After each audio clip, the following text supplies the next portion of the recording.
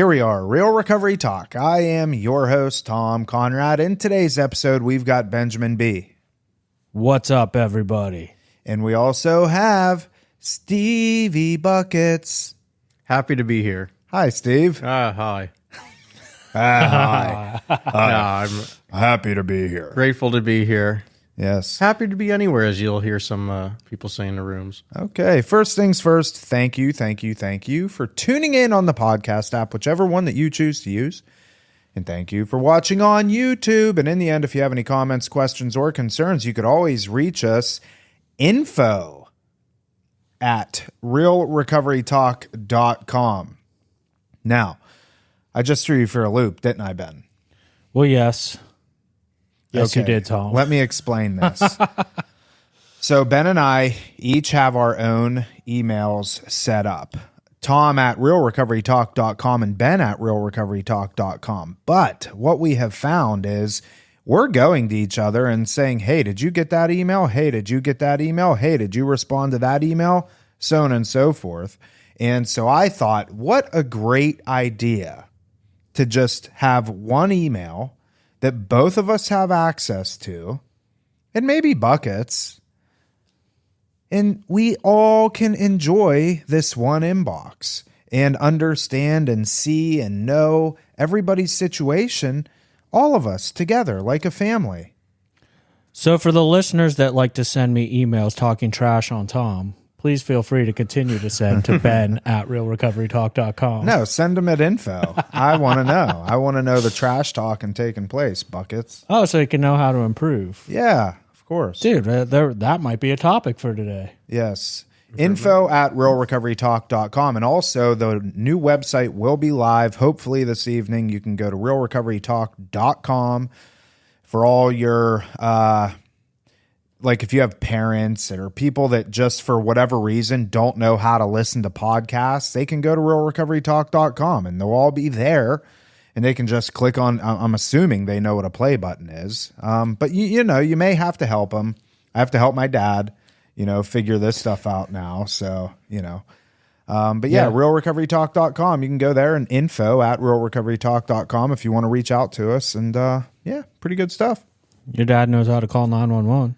Yeah, my dad accidentally called 911 today, Steve. Oh, wow. Yeah, it was something. What happened with that? Did they show up? No, I guess they called to make sure that it was a real thing, I suppose. What if it was a real thing, though? And they're like, hey, just calling to make sure you have an emergency. Who'd they call? The killer's like, Him? everything's fine here. I don't know if they called my wife or if they called my dad. He may have done this before. So it's kind of a pattern. Yeah. So anyways, I don't know. Have you ever done that, Steve? Accidentally called 911? I have not. Pull that mic closer to you, please. I have not accidentally called 911. Oh. Every time I have called 911, it was within reason. Yeah? And yeah, You've called 911 before? I have. How many times? I could probably count it on one hand. Yeah? How about you, Ben? I couldn't give you a number, but I've definitely called quite a lot of times. Yeah. Doing what we do with intervention stuff, there's been a lot of situations where I've been called out, like trying to help people. Mm-hmm. And like then you arrive and you're like, this is a 911 situation, not an interventionist situation. Sure. Yeah. I've had to call a few times. I obviously called on my dad last year. I called on my son when he was probably a year old, maybe, or I think it was my son, or maybe it was my daughter. I'm not sure. I can't remember. But they weren't breathing well. No, it was my son because he actually was admitted into the hospital for like 4 days for dehydration. So yeah, not fun. You know what a lot of the calls are actually, now that I think about it, I'm like having to process all this, is a lot of suicidal ideation stuff. Oh. Yeah. Yeah. Well, yeah, you can't mess around with that stuff. No. No. So I had something I was going to say, but I forget now. I got it. So I wanted to bring this up, and this isn't the topic of discussion, but Ben and I, remember we went live a couple weeks ago, and there was a few people that have reached out and said, hey, please let us know when you're going to go live. So Ben, we need to do this. Oh, they must have sent it to your email and not mine. Yeah. Now you can actually send it to info@realrecoverytalk.com. Hell yeah. Yeah. And so, do you have any particular times that you would be available? Let's just nail this down right now. Let's nail this down right now. I don't know, like this time. What time is it? 1:30. 1:30 on a Friday. 1:30 on a Friday. Do you think that would work for people, Steve? People. I feel most people were kind of like a 9 to 5. Most people, yeah, but I don't know about that. Maybe. Because we're dealing with people in recovery. So True. maybe they're in early recovery, have evening jobs. Most of my jobs were in the evening Maybe forever. they're in the grips of addiction and they don't have a job. And Yeah, exactly. You Yeah. know, it's fair enough. It's all in God's hands. I think it needs to be more towards the evening, honestly. So maybe we don't come up with an answer right now because I have talked to my wife and see, what evening would make sense. We'll do it But during... it would make sense a Thursday evening Tuesday because you're already here. Yeah. So maybe I can, change my schedule around to where I'm here Tuesday evenings, and then we can go live every Tuesday night at, say, 6:30. We can do Taco Tuesday. Tuesday, we can eat yeah. tacos, do this live. Yeah. How's that sound, Steve? I'm pretty flexible on Tuesdays. Okay. You put us up at your dinner table with your family, and we can all partake in Taco Tuesday together. Be a lovely and time. talk recovery. Well, I will tell you this. I'm totally down with doing this because the taco truck right across the street, that could be like a thing, We all share in some, carne asada tacos and talk addiction and support for family members and, anybody. All is welcome.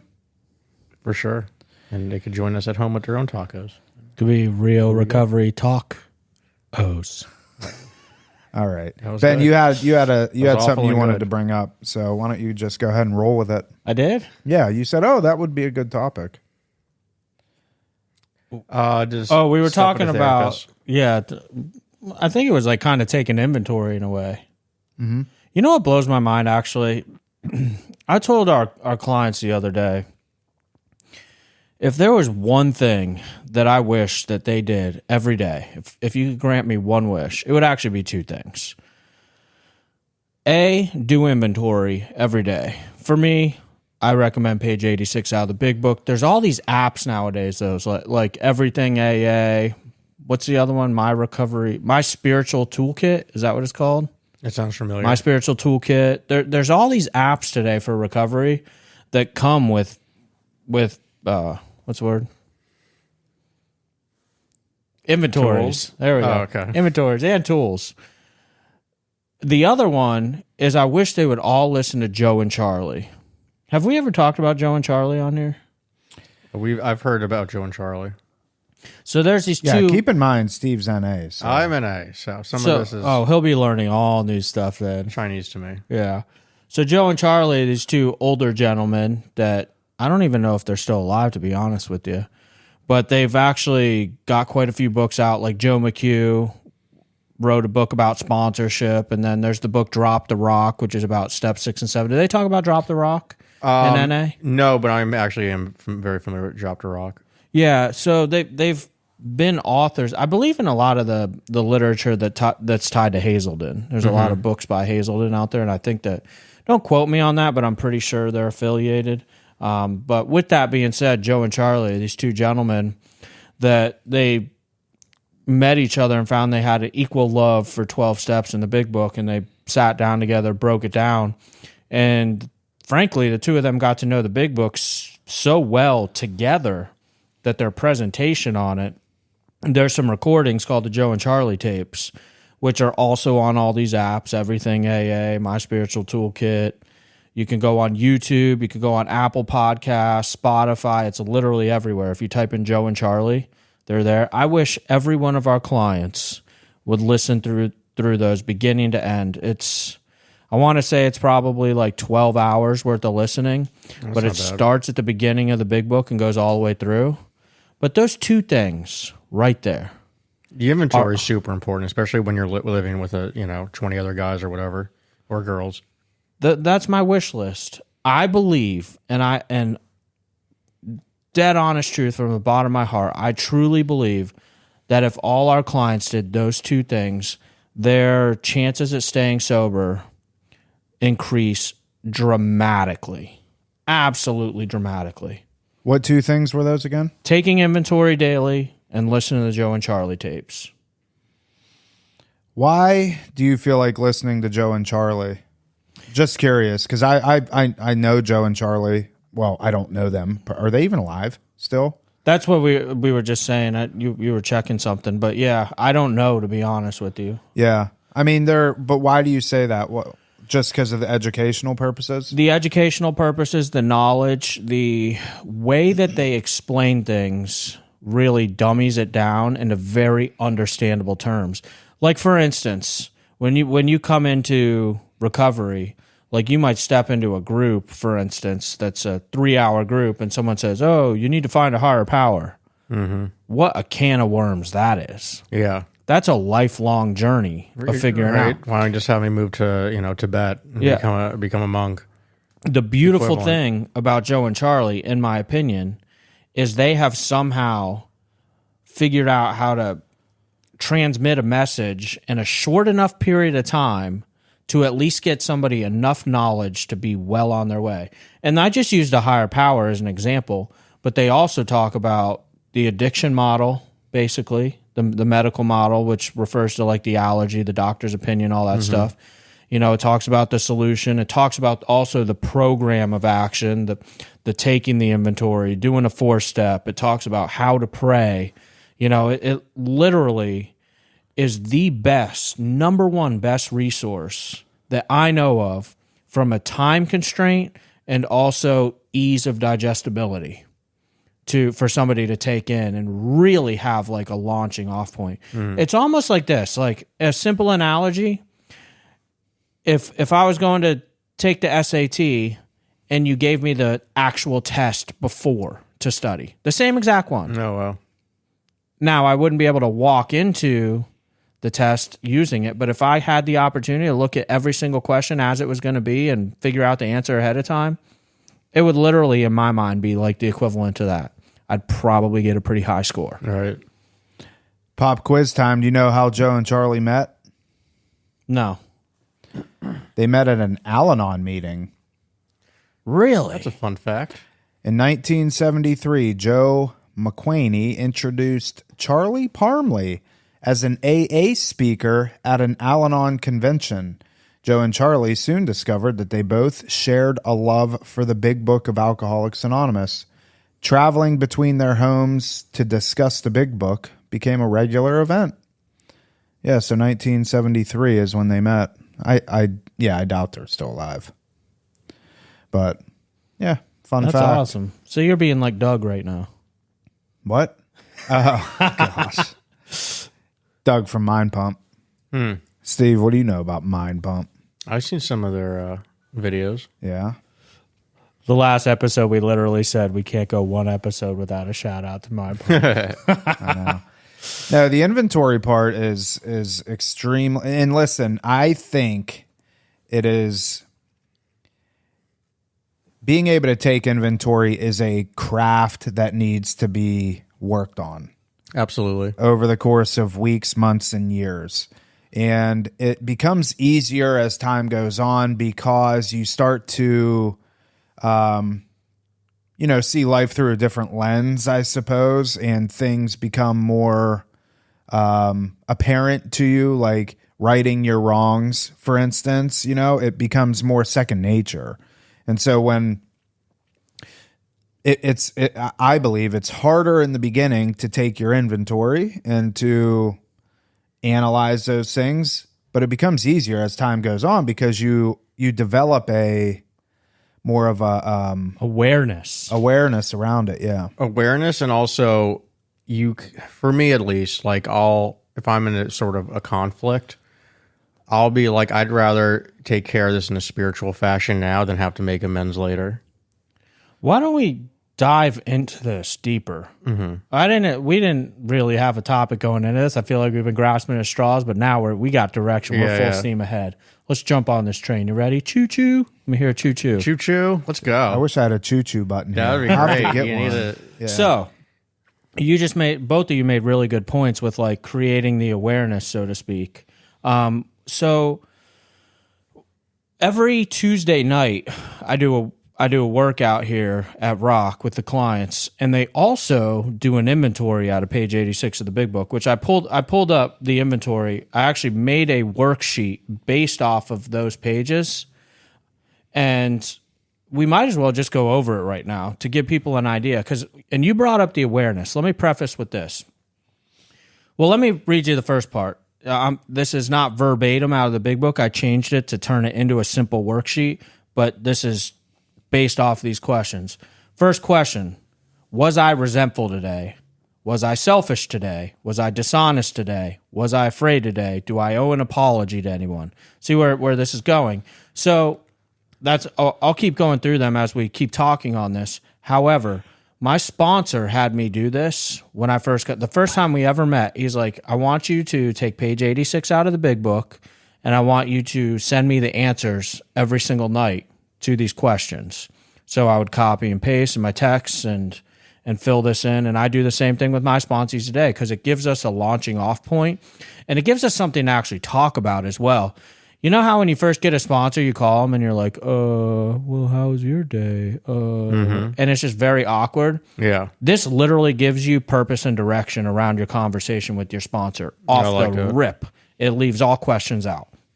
So what ends up happening is and this is the majority of the time, not all the time, but for instance, I'll have a sponsee and it'll be, was I resentful today? And they'll send me, no. Was I selfish today? No. Was I dishonest today? No. Was I afraid today? No. And I kind of let it slide. I'm like, hey, man, are you sure about all those answers? They're like, yeah, dude, like, I had a really good day. It was none of that stuff. But as days go by and our relationship builds, they'll start to complain to me about something. Oh, this person at work, or my sister, this and that, or my stepmom, blah, blah, blah, blah, blah. And that inventory comes in later in the night. Was I resentful today? No. Was I selfish today? No. And I'm like, wait a minute, buddy.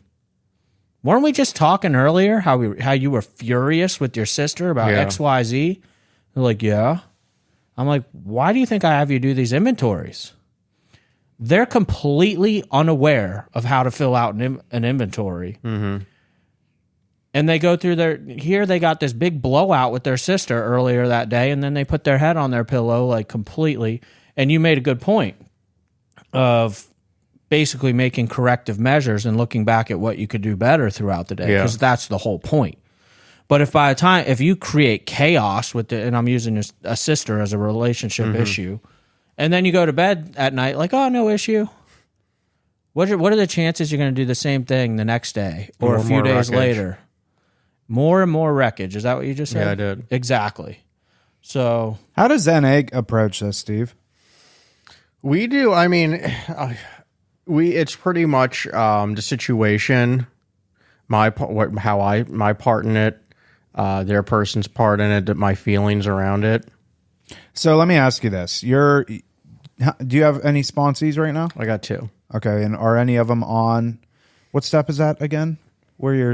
Is it step 10? This is step 11. Step 11. So step 11. Yeah, it's actually step 11. I refer to it, and this is my own twist on it. I call it step 10 for dummies. Because step 10 asks if you're, I'm going to get these 4 mixed up. Afraid, selfish, I'm drawing a blank. But there's 4 other words that are very similar, but I like step 11 in the Big Book better because it breaks it down in questions. Step 11 is, if my memory serves me correctly, sought through prayer and meditation to improve our conscious contact with God, praying for knowledge of only His will and the power to carry that out. Tom, gold star. That was amazing. Dude, gold star for today. I probably couldn't do that verbatim. What's NA's?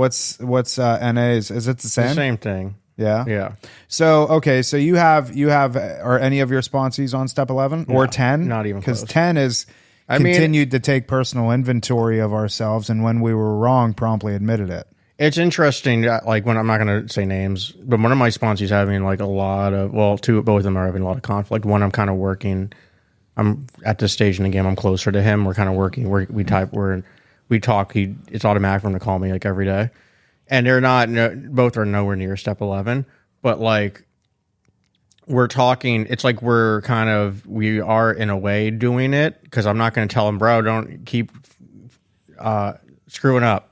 You know what I mean? You're not that step yet, so give permission to screw up and everything and have all these resentments and stuff. No, it's like I talk to him. I use, step 10, 11 principles and everything to work with him. Even if he's not at that step yet, you can kind of still work it. Do you know what I'm saying? Absolutely. You can still work it. Like, just so, by the time, so to make that, especially make that amends list not as long, when he gets to that part, Like, let me read the rest of these too. And just to give the listeners an idea of how simple this is and how clueless people can be when they first get sober. The rest of the questions are, do I owe an apology to anyone? Is there something I've kept to myself that should be discussed with another person at once? Kind of like maybe I was thinking about getting high. Yeah. Was I kind and loving to everyone? What could I have done better? Was I thinking of myself most of the time? Did I think of what I could do for others or what I could contribute to life? Did I drift into worry, remorse, or morbid reflection? Did I ask for God's forgiveness after the review? What corrective measures should I take? And that's insinuating like every human being is going to make mistakes through their day. The people that impress me the most, like when someone tells me they don't make mistakes, I'm like, you're full of crap. The people that I trust the most and I have the best relationships with are the people that make mistakes, they promptly admit it, and then they make it right. Yep. I want someone that's that honest, right? Like I'd rather have an employee that comes forward and says, hey man, I screwed this up. I just wanted to let you know I'm going to do X, Y, Z to fix it. Or can you help me fix it? Or do you have any ideas to help me fix it? What can I do to make this right? Versus somebody who makes a mistake and then tries to hide it or lies about it. Which employee do you want? Mm-hmm.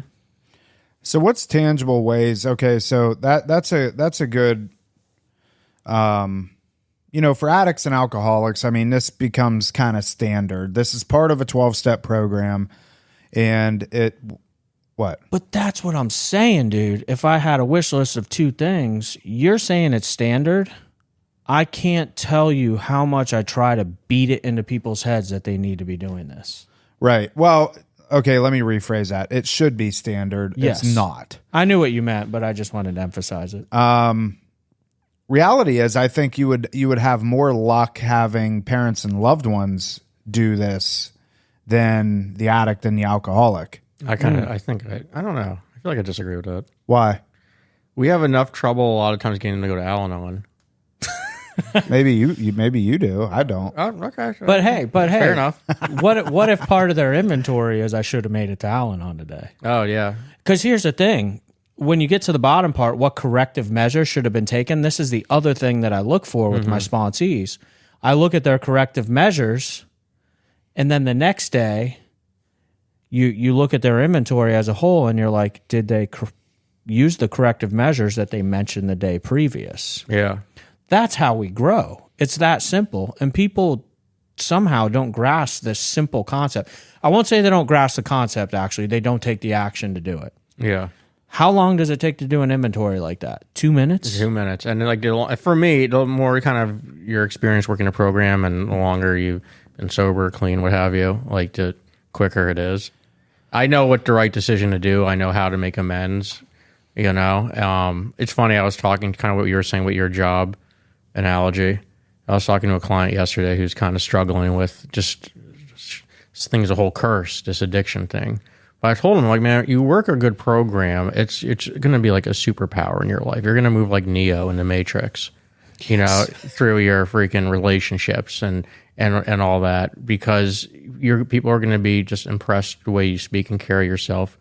And like, because most people don't do that type of stuff, like make amends. They'd have to look up that word, what it means. I would say most people, or they'd have so much ego where they wouldn't do it. Like, oh, well, I'm not going to make amends until that person makes amends to me first.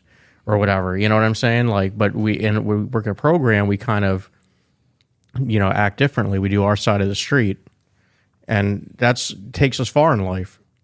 I'll use a personal example where I got out of hand with the situation. So I was coaching junior football, and these kids are 10 to 12 years old at the time. And we had some quote unquote like rule violations, in my opinion, in our league age group with like people cheating weight and stuff like that. At least that's how I looked at it, right? And so we're in this big group chat amongst the league vice presidents and president, and I went off in this group chat in a very out of character way, just to be straightforward. And like, cause it got heated, like, dude. And I like, for what it's worth, it's kids tackle football, and dude, it's South Florida. Like, football is life down here. Big deal. For some, it's a big deal. And I'm not saying this excuses me at all, but like, I was definitely not the only one, shots fired. Like, I mean, shots were being fired. It was a full blown bloody battle in this thread. But I ended up with the president of the league the next season. The next time I saw her, because this was at the end of the season, it was for the Super Bowl game, all leading up. It was this big dramatic thing. And the whole time I was like, because we get this anxiety, like, oh my God, the next time I see that person, look how I behaved. Yeah, we're embarrassed. Which I was embarrassed, but I did. The next time I saw her, I walked up to her and I said, "Hey, I owe you an amends. The way that I spoke in that group chat, directed at you, like, was not how I carry myself, and it was not right. What I said, how I acted." And she was taken back, because I'll call it what it is. Like, I'm assuming I'm probably the only one that's ever done that. Within that, it's football. That's the culture. They all curse each other out. The coaches get in fist fights with each other. Like, a lot of ego and pride. A lot of ego and pride. But, it was interesting, because even after that, like, me approaching it in that recovery manner with these 12 steps, like, again, seeing her, like, her and I have a great relationship. Even though I messed up really bad, in my opinion. And going back to the anxiety I was talking about, some people might be asking, like, what does this have to do with getting sober? Like, I want to stop drinking and drugging, or the family wants them to stop drinking or drugging. That's the thing. My behavior has to improve, because had I not had the years of sobriety that I had under my belt after behaving that way, with that anxiety about running into her that next season, what would I have done normally? Self-sabotage. Picked up a drink. Yeah. Oh, man, I got this uncontrollable anxiety because of the way I behaved. Now I'm afraid to see this person.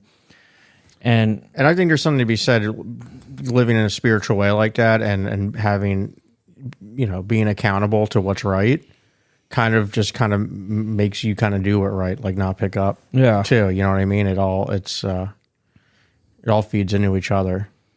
Let's go back to the parents and the loved ones real quick. Steve, I was thinking about this, and I do kind of agree with you in a sense that sometimes it's harder for them to go to an Al-Anon meeting. So let's pivot that and talk about why it's important that not only, they need to be good at this too. Ben, what were those things that you rattled off your list? Fear? Were you fearful today? Selfish, self-seeking, fearless, or fearful, afraid, so resentful. If you have a parent or a loved one, and let's just hypothetically say they have an addict son or daughter that is actively using, and they choose to get involved in Al-Anon, which you should, everybody should, you'll get to the point where you have to start doing kind of the same sorts of things, taking these inventories and stuff. Now, this could be extremely beneficial for somebody, because I'm willing to bet that there's not a parent or a loved one out there that wouldn't answer yes to every single one of those questions, especially if they have somebody in their life that is actively using. Were you selfish and self-centered today?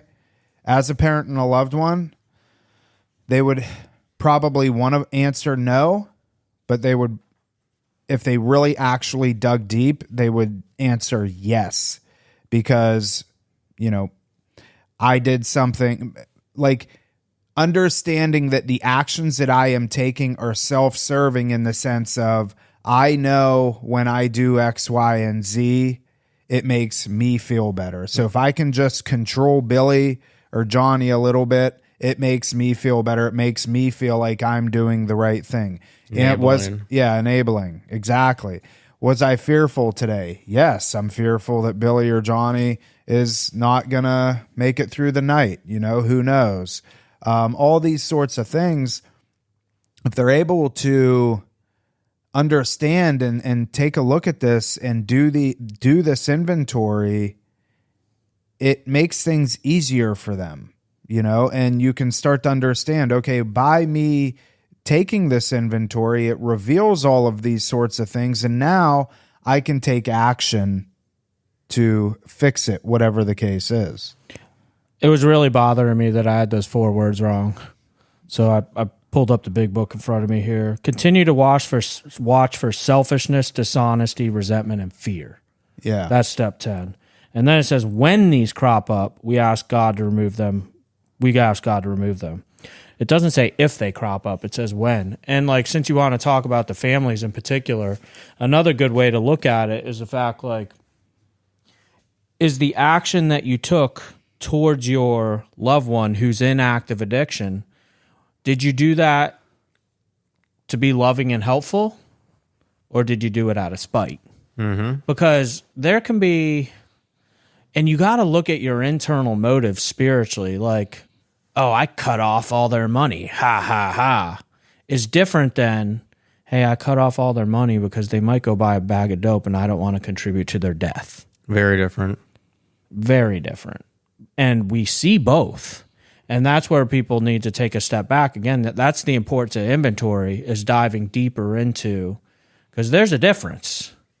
Like if you're doing it for self-serving motives and out of spite, that's different than going the not enabling route. I agree with you. The motives are definitely different. Now, it doesn't mean that just because your motives, I would encourage parents and loved ones, like, yes, you're probably going to make these decisions based out of spite in the beginning, and that's okay.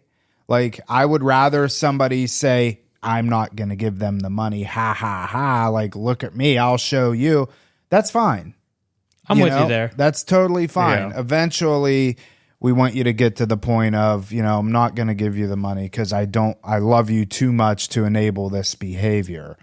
Well, that's my whole journey. And I've shared this in the past I got a sponsor and worked steps out of spite to prove to everybody that it wouldn't work. And that's why I did exactly what my sponsor said and did exactly what the big book said in the 12 steps to the best of my ability to prove that it wasn't going to work. And now today I do it because I love it. Yeah. Joke's on you. Yeah. Same kind of thing. But it is really easy to get frustrated with somebody that's using. I even like, if I'm fully transparent and vulnerable, like, dude, it really bothers me when people relapse here. Yeah. Like we just recently had a client leave here a few weeks ago that I heard is drinking again. And my first response with all my training and all my experience is like, what's his problem, right? Like, but then I sit back and I remember, like, all my training and all my experience, and it's like, dude, Ben, bring yourself back. This is, be angry at the addiction, be angry at the disease and the illness. Don't be angry at the person. I got it. That was my first reaction too, for what it's worth. Yeah, that's right. That did come up. Yeah. So Buckets here, if you all haven't picked up, Buckets is like the most peaceful human being on the face of the planet. He's like a Yoda. Yeah. With no lightsaber. I have a lightsaber in my car. Do you really? He does. You have a lightsaber in your car? Yeah. For what? Bro, these streets are hard sometimes, They just are. Steve loves Star Wars. I do. I and do comic love books. Star Wars. And, yeah. So as they get to know Steve, have you ever brought that up on the podcast? I don't know. I forget why this came up. Oh yeah. Because He is like the most peaceful person. And actually, we are talking about the same person that I just brought up. But yeah, like Steve was like irritated. He's like, man, I put so much effort into him. And I'm like, wow, Steve. It's like but it's understandable. Totally. So I don't want parents and loved ones on here to think like you have to be like some Zen Buddhist when your addict is walking all over you, because we are human. Like, it affects us. It affects us negatively.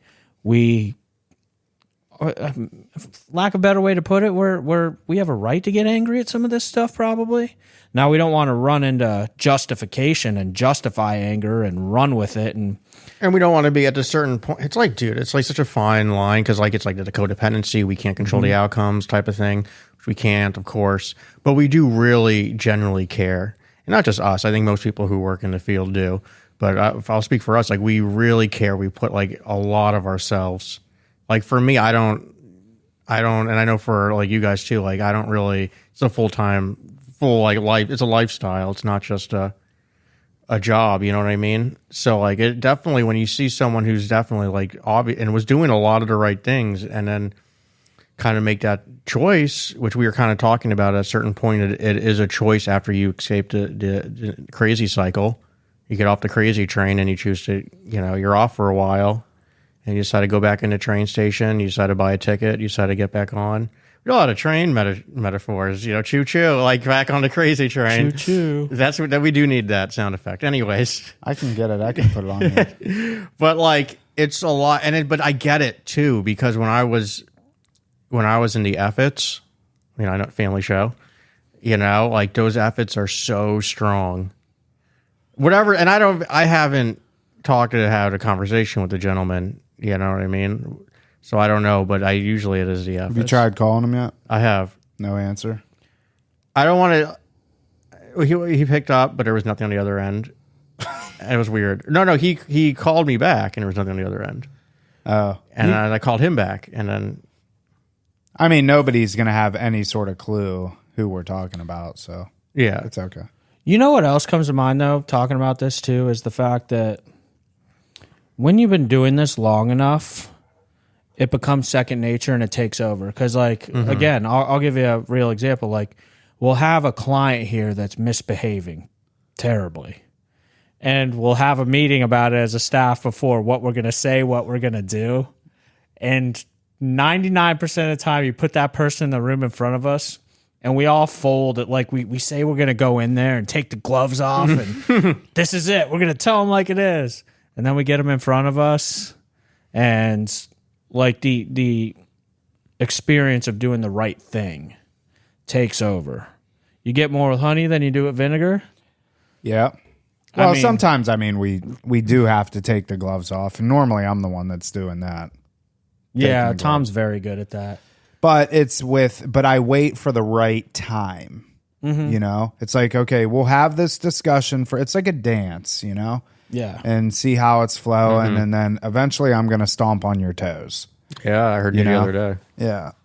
But the outcome was exactly what we wanted it to be. And that gentleman came up to me again today and, apologized for his antics and stuff. I'm like, hey man, all good. And that's working, and only he knows what his motives behind anything. At the end of the day, we have to answer to ourselves. You know what I mean? Yeah. And that was kind of like that, at least maybe possibly an inventory and amends in action. Yeah. Coming up, Tom, to apologize to you. Oh, no, for sure, dude. I see it. Absolutely. Yeah, that gentleman, in my opinion, while he's not where we would hope he is going to be, he is definitely on his way if he stays on this path. So we got to remember that too. And parents, loved ones, you got to remember with your addict, they might not be where you want them to be today. But the important thing to look at is, are they heading in the right direction? As long as they're heading in the right direction, I'm cool. Yeah, for sure. They might still got some major stuff to work on that could be super annoying. But at the same time, as long as they're on that trajectory moving forward, you gotta take that as a win. And like anything, like we talked about this, the inventory being automatic, which it is, But like for me, if I'm out of practice, there's been periods in my recovery where, quite frankly, my recovery was not great. I was away from the program, didn't talk to my sponsor for a while, didn't have any sponsees, didn't really go to meetings. I was way less spiritual, way less willing to look at myself and take an inventory or do a half inventory, and like not finish it. And that just, for me, it's like anything. Like if someone's a martial artist or what have you, they're practicing every day, they're going to be really good. But if they have it or out of practice, and for a while, like they're a little rusty. Yeah. Well, that was a good topic, boys. I think so too, man. Like I think it shows that I like being authentic, and the fact that like, and Whitney teases me for this all the time. She'll like listen to snippets of the podcast and be like, "You present yourself like a saint on there. If they only really knew." But so there, Whitney, telling them some of the negative things I've done. Like and the big book says we're not saints, right? We're not at all. Knowledge is power. Yeah. We kind of try to catch when we mess up. Yeah, and I think that's what's important is redirection. Mm-hmm. If you're going down the wrong way, are you able to redirect and get back on the path? Because we all make mistakes, we all act out of character. Yeah, and lose our temper once in a while, whatever the case may be.